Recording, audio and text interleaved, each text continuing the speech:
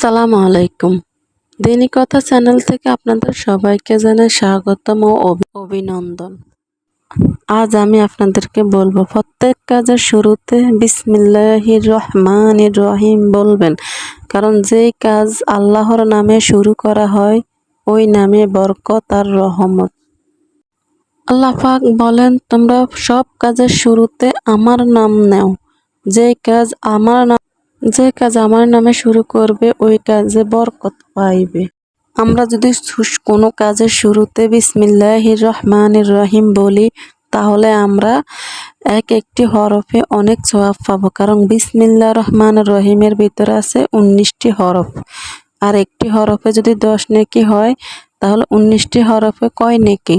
তাহলে আল্লাহ পাক আমাদেরকে ওই 19টি হরফ উচ্চারণ করার সওয়াব দান করলো, এমনকি আমরা যে কাজ আল্লাহর নামে শুরু করব ওই কাজেরও প্রতিফলন ভালো পাব। আল্লাহর নামের গুরুত্ব এবং মর্যাদা অপরিসীম।